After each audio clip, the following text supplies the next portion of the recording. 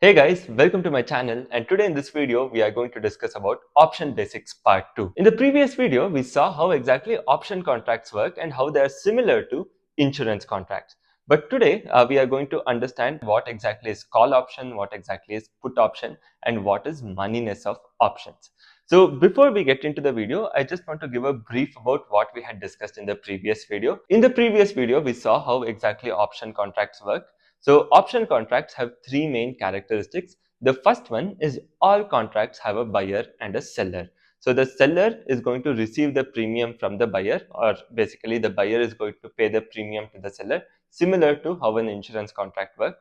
And the second one is the defined event.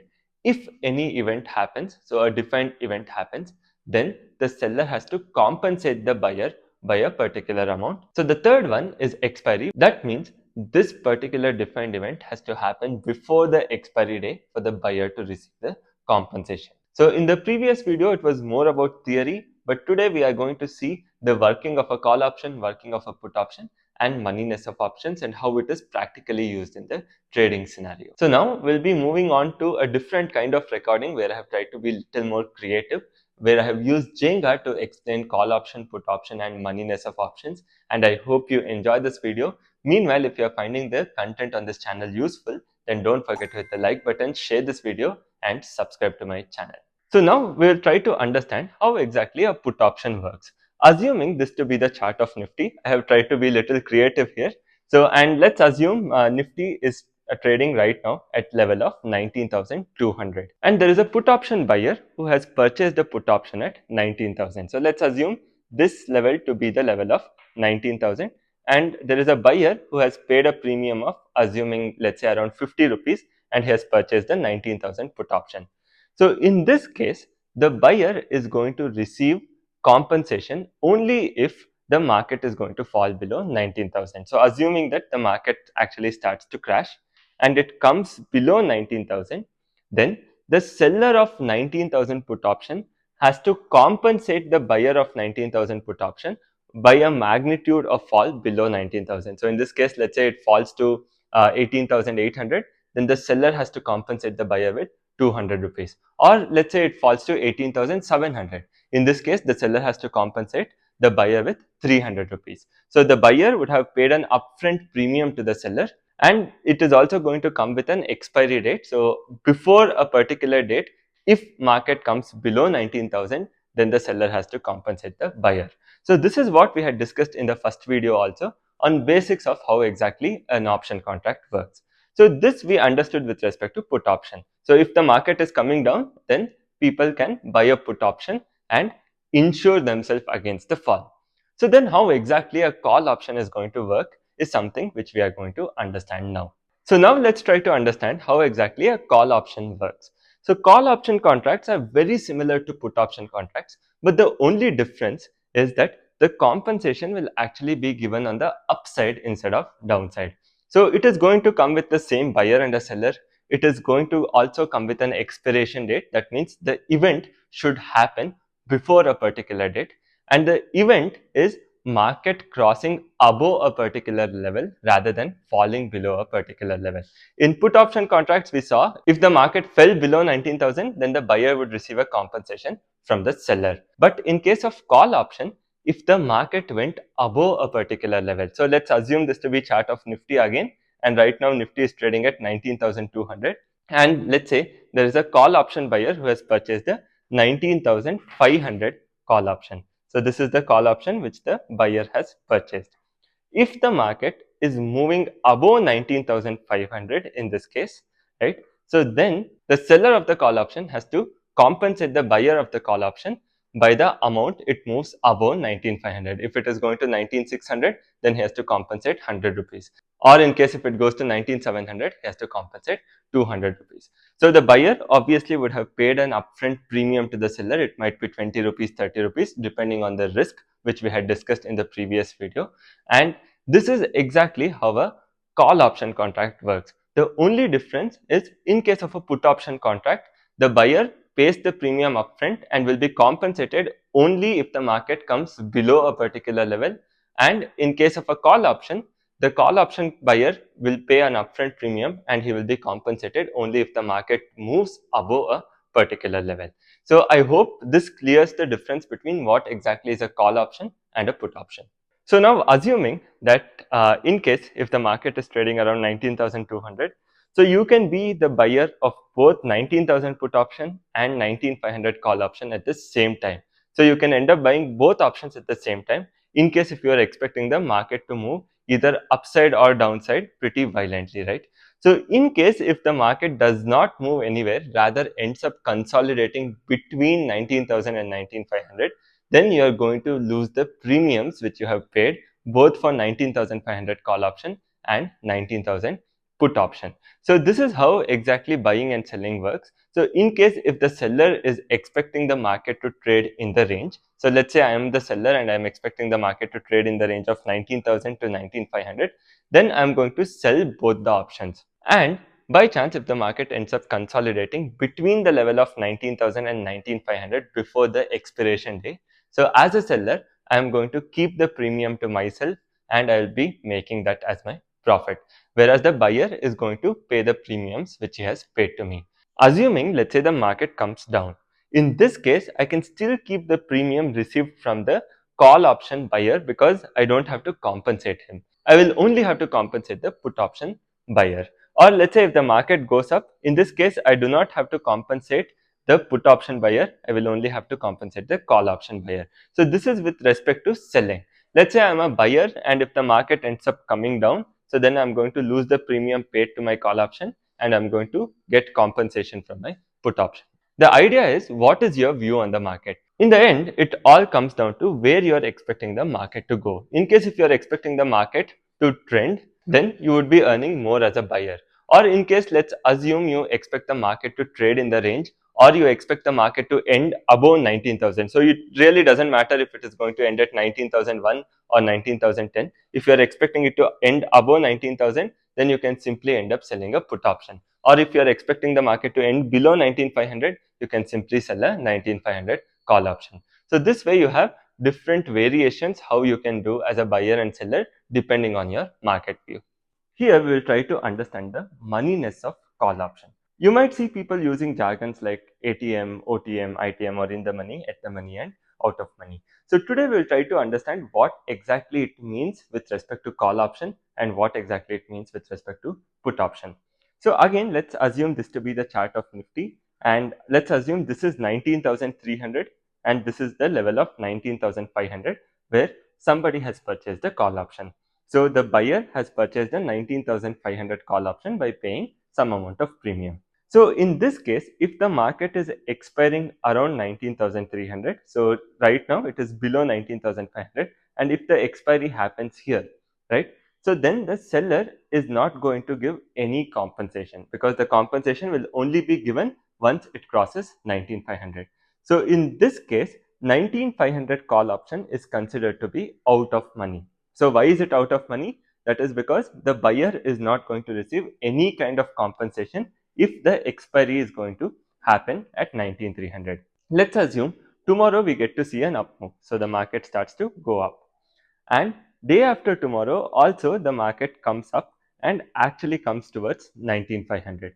So now this option 19,500 call option will be termed as at the money, because if it is expiring at 19,500, the buyer will still not get any compensation. So the compensation will be only provided to the buyer if it is expiring above 19,500. So if the market is trading around 19,500, we call it at the money option because there is a 50-50 chance that the market can either expire above 19,500 or expire below 19,500. If the market is expiring at 19,500, so then the seller need not compensate anything. But if it is expiring at 19,510, then the seller has to compensate 10 rupees. Or if it's expiring at 19,490, then again the seller need not compensate. This is more or less like a scenario where your option has a chance of either expiring in the money or expiring out of money. So this is called as ATM. If market is trading around 19,500 and even you have a 19,500 call option, it is called as ATM. And now let's say the market starts to go up from 19,500, it goes to 19,600 and 19,700. So in this case, 19,500 call option will be called as in the money call option, because if it is going towards 19,700 right over here, then the seller certainly has to give a compensation. So assuming that it is expiring around 19,700, so the buyer here certainly will receive a compensation, because of which this 19,500 call option will be now termed as in the money call option. So I hope it is clear. So when you say out of money, that means the seller will not be compensating the buyer. If you say ATM, there is an equal chance the buyer might receive a compensation or might not receive a compensation. So when it comes to at the money, then there is a chance where it might end up expiring OTM or it might end up expiring ITM. And finally, ITM call options are where the seller should compensate the buyer the additional amount. So this is basically the terminologies used in moneyness of option, in the money, at the money, and OTM, or out of the money. And you can see that how the same option can turn out to become OTM, ATM, or ITM depending on the level of market. So assuming that next the market starts to come down, so again 19,500 can become an ATM option, and further if it comes down, again the same 19,500 call option can become a OTM call option. So basically the option remains to be the same, but depending on where the market is, you either term it out of money, at the money, or in the money. So now we'll try to understand the moneyness of put option. Moneyness of put option works the same way like call options. So if in case market is trading at a level where the seller need not compensate the buyer, it is called as OTM put option. So in this example, let's assume this to be 19,000 and there is a 19,000 put option buyer, and currently market is trading at 19,200. So try to understand the difference between call option and put option first. So in case of put option, it is very important for the market to fall below a particular level before the buyer gets the compensation. Whereas in case of call option, the market should go above a particular level for the buyer to get the compensation. So in this case, let's assume this is at 19,200 and this is at 19,000. Since the seller need not compensate the buyer if the expiry is happening somewhere over 19,200. So this is called as the OTM option. So right now it is OTM because the seller need not compensate the buyer. Let's assume the market ends up coming down, and now you can see that market has come towards 19,000, and right now the same option is now termed as ATM or at the money. That means the market is trading right at the strike price. So there is an equal chance of this option expiring either OTM or ITM. Assuming the fall continues and the market comes to 18,900 and 18,800. So in this case, 19,000 put option is going to become in the money put option. Why? Because the seller of the put option now has to compensate the buyer in case if it is expiring around the level of 18,800. So similarly, you can see the same option can become OTM, ITM, or ATM depending on where the market is trading. So again, if it is going to come up, then this put option is going to become ATM, and again if it is going to go further up from here, it is going to become a OTM put option. So basically, if somebody tells I am holding a OTM call option, that means they are expecting the market to move in a particular direction. Otherwise, they are going to lose all the premium they have paid. So whether it doesn't matter whether they're holding a put option or whether they're holding a call option, if the market does not move in the direction they are holding, so then they are going to lose all the money. I hope this gives a clarity about what is ATM, OTM, and ITM with respect to call options and put options. Now we have discussed three concepts. One is fundamentals of option contracts. So we had discussed about this even in the first video, and even in the second video we covered bits and pieces of fundamentals. In the second part we discussed what exactly is call option and put option and how exactly they work. And finally, in the third part we discussed the moneyness of options. So moneyness is nothing but in the money, at the money, and out of money. So broadly we have already covered three topics. So now there are two more fundamental topics left when we talk about basics of options, part of which we have already covered in the previous video, that is the pricing of options. So we can consider these three to be of one category, and next we are going to discuss two more concepts. One is the pricing of options, second one is value of options. So we are going to consider this to be a separate topic by itself. So one is called as the pricing. So in the first video, we discussed pricing of option is usually done on basis of three things. One is the probability. So this is basically the same option chain which we had seen in the first video or the first part. But now I'm pretty sure once you have understood call option and put option, this becomes much easier to understand. Let's take the example on the put side now. And Nifty is currently trading at 19,050. If we look at put option, let's say 18,800, currently it is trading at 25, which is 250 points away from the spot. Currently Nifty is at 19,050, which means Nifty has to fall 250 points before the seller can compensate the buyer. So because of the risk involved, the seller is demanding a premium of 26 rupees. Now assume you end up buying a 18,900 call option, which is hardly 150 points away. So the previous option was 250 points away and this option is just 150 points away, which means the risk is also going to be higher.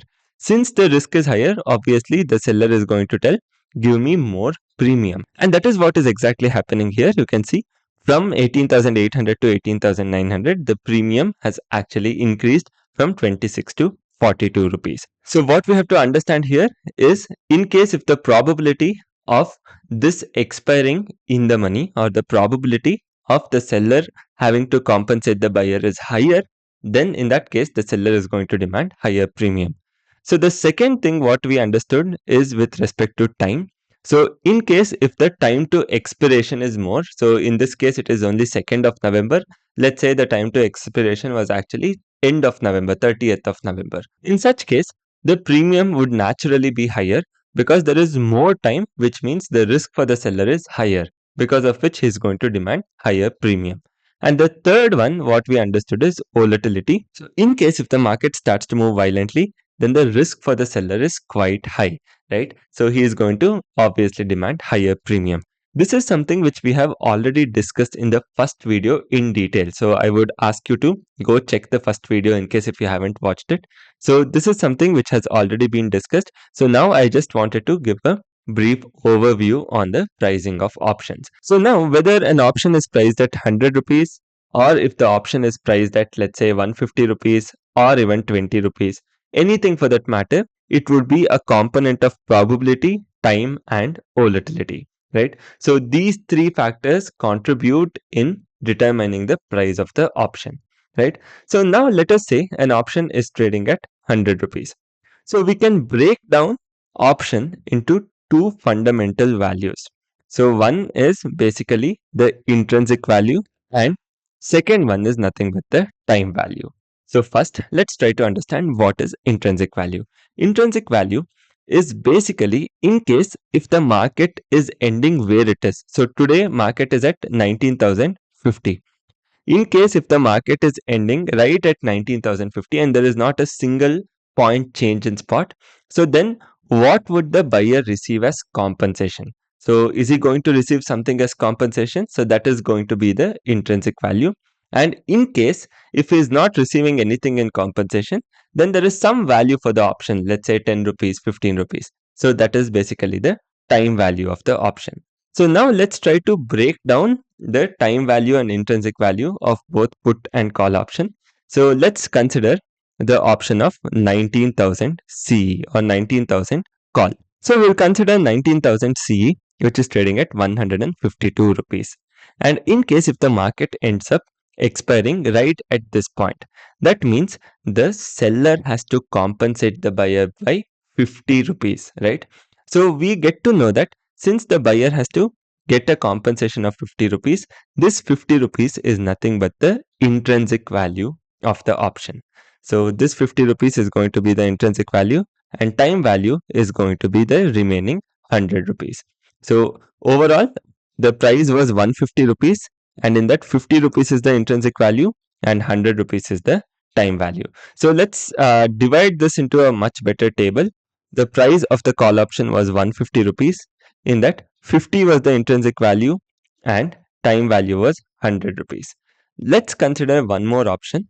So in this case, let's consider, let's say 19,200 put option, right? So 19,200 put option is currently trading at 170 rupees. So now do tell me what is the intrinsic value of 19,200 put option?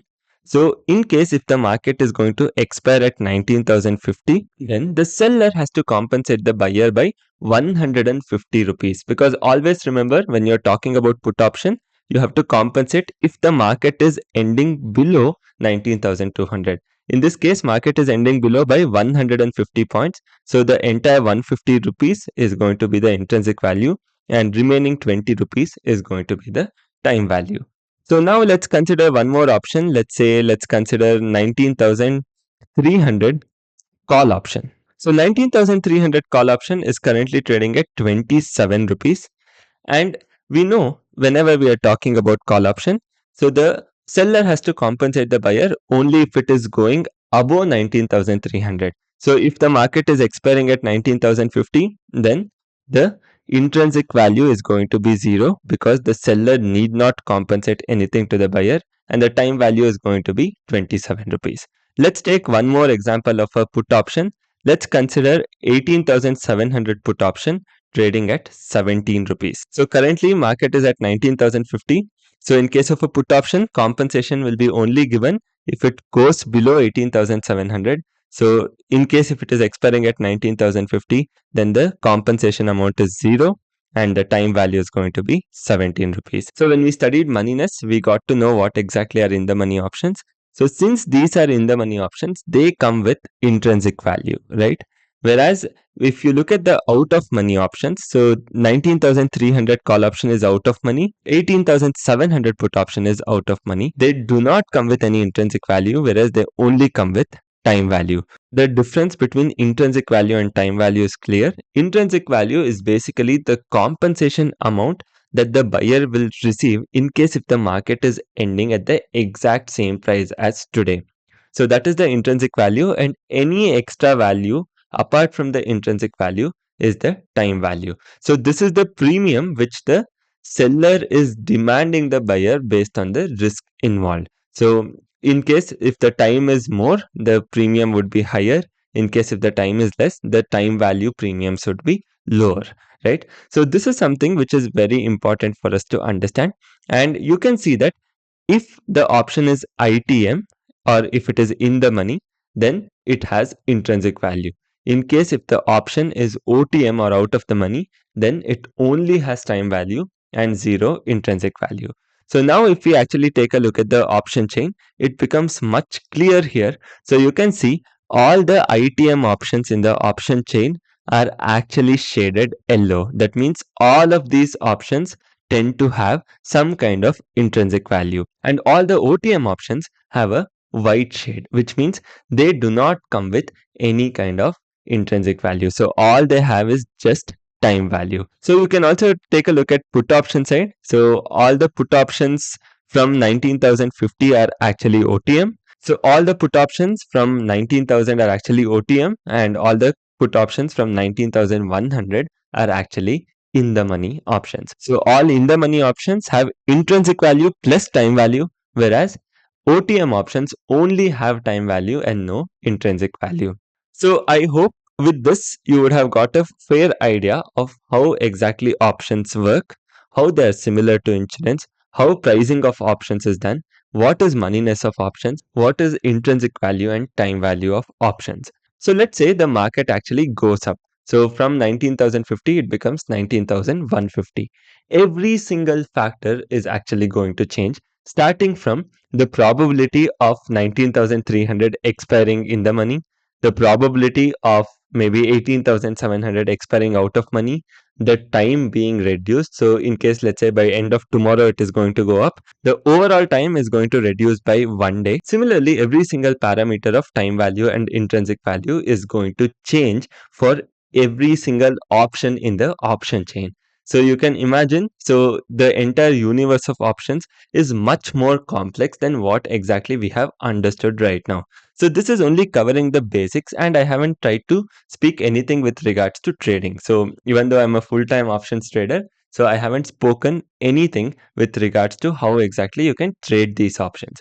So I hope first the basics is clear. What you have to most importantly understand is what was the first purpose of the option contract, and second one, how exactly option contracts are priced, and third one is how exactly value of option contracts are determined. So this is basically the entire concept of call option, put option, and moneyness of option.